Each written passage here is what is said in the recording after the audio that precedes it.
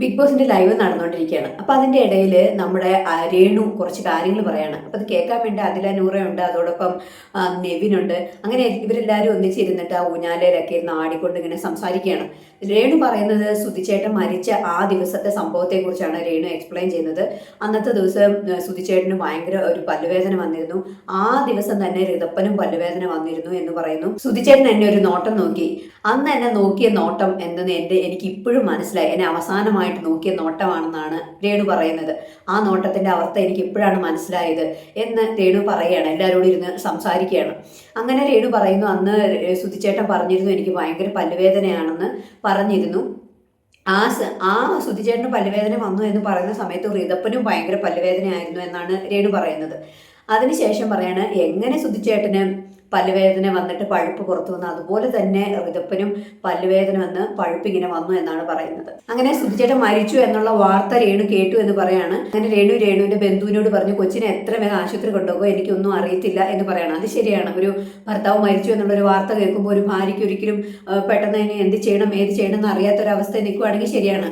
രേണു പറയുന്നു, ഗവൺമെന്റ് ആശുപത്രി കൊണ്ടുപോയി. ഗവൺമെന്റ് ആശുപത്രി അവിടെ ക്യൂവിൽ നിൽക്കുകയാണ്. അപ്പോൾ അവിടുത്തെ ടി-വിയിലും ഇങ്ങനെ വാർത്തയിൽ സുധിച്ചേട്ടൻ്റെ മരണത്തെക്കുറിച്ചുള്ള കാര്യങ്ങളാണ് കാണിച്ചുകൊണ്ടിരുന്നത്. അപ്പം പുള്ളിക്കാരത്തി പറഞ്ഞു, ഇത്ര വേഗം കുട്ടീനെ ഡോക്ടറെ കാണിക്കണം, സുധിച്ചേട്ടൻ്റെ കുഞ്ഞാണെന്ന് പറഞ്ഞപ്പോൾ ഡോക്ടർ നോക്കിയപ്പോഴേക്കും പഞ്ഞിക്കകത്തേക്ക് കുടുകുടുകുടുന്ന് പഴുപ്പ് ഒഴുകിയെന്നാണ് പറയുന്നത്.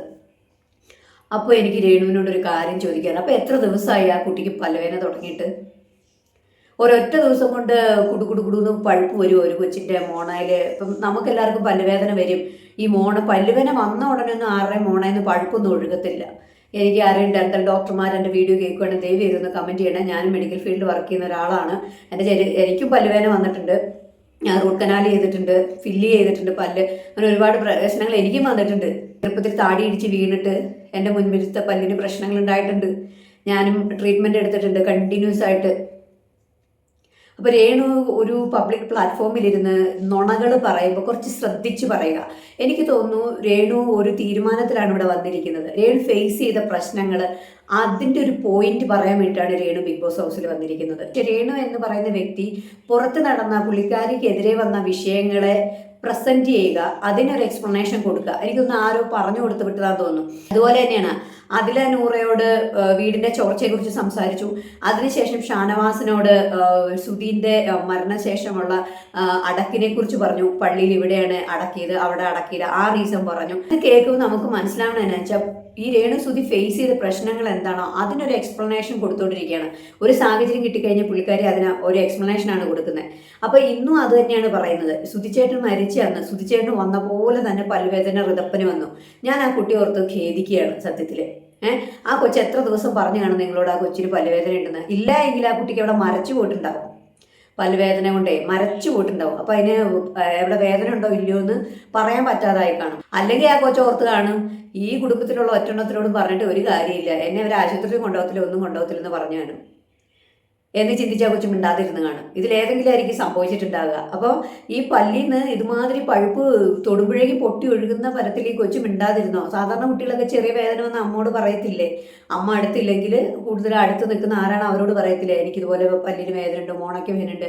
കുട്ടികൾ വാ തുറന്ന് കാണിച്ചു തരത്തില്ലേ? അപ്പം നിങ്ങളത് ഇഗ്നോർ ചെയ്തതാണ് ആ കുട്ടിയുടെ അടുത്ത്. അല്ലെ ആ കുട്ടി നിങ്ങളോട് പറയാതിരുന്നോ? ഇത്രയും ദിവസം ആ കുട്ടി വേദന സഹിച്ച് പറയാതിരുന്നോ?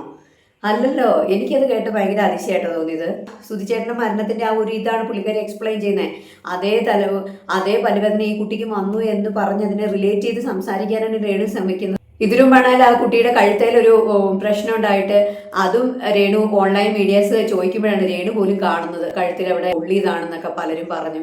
അപ്പോഴാണ് രേണു അതിനൊരു എക്സ്പ്ലനേഷൻ കൊടുത്തത്, പൊള്ളിയതല്ല, ഇങ്ങനെ ഒരു പ്രാണി കടിച്ചതാണെന്ന്. ശരിക്കും പറഞ്ഞിട്ട് ഈ ഋതപ്പൻ എന്താണ് ശരിക്കും സംഭവിക്കുന്നത്, അല്ലെങ്കിൽ ആ കുട്ടിക്ക് എന്തെങ്കിലും പെയിൻ ഉണ്ടോ, എവിടെയെങ്കിലും എന്തെങ്കിലും ബുദ്ധിമുട്ടുണ്ടോ, കാര്യങ്ങളുണ്ടോ എന്നുള്ളത് രേണുവിന് മനസ്സിലാവുന്നില്ല പലപ്പോഴും എന്നാണ് എനിക്ക് തോന്നുന്നത്. എനിക്ക് തോന്നുന്നു ചിലപ്പോൾ ബിസി ആയതുകൊണ്ടായിരിക്കും. Video shooting, album shooting, modelling, എന്തെല്ലാം കാര്യങ്ങളാണ് രേണു ശ്രദ്ധ വെക്കുന്നത്. അപ്പം ഒരുപക്ഷെ ആ തിരക്ക് കൊണ്ടായിരിക്കാം അങ്ങനെ പറ്റിപ്പോയത്. പക്ഷെ സ്വന്തം അമ്മയല്ലേ, പ്രസവിച്ച കുഞ്ഞിനെ ഒരു തരിയെങ്കിലും 1% നമ്മൾ ശ്രദ്ധിക്കണം, നല്ലതാണ്. ആ കൊച്ചിൻ്റെ മോണേന്ന് അതുപോലെ പഴുപ്പ് ഒഴുകുന്നത് പോലെ നിങ്ങൾ വെയിറ്റ് ചെയ്തതിൽ സഹതാപം മാത്രമേ ഉള്ളൂ. അങ്ങനെ ഒരു സംഭവം ആ കുട്ടിയുടെ ജീവിതത്തിൽ നടന്നിട്ടുണ്ടെങ്കിൽ അമ്മ എന്ന നിലയിൽ കുറച്ച് നിങ്ങൾ പരാജയപ്പെട്ടു എന്നാണ് എനിക്ക് പറയാനുള്ളത്. എന്തായാലും നിങ്ങളുടെ അഭിപ്രായങ്ങളും നിർദ്ദേശങ്ങളും കമൻറ്റ് രൂപേണ അറിയിക്കും. മറ്റൊരു വീഡിയോയിലൂടെ കാണാൻ ബൈ.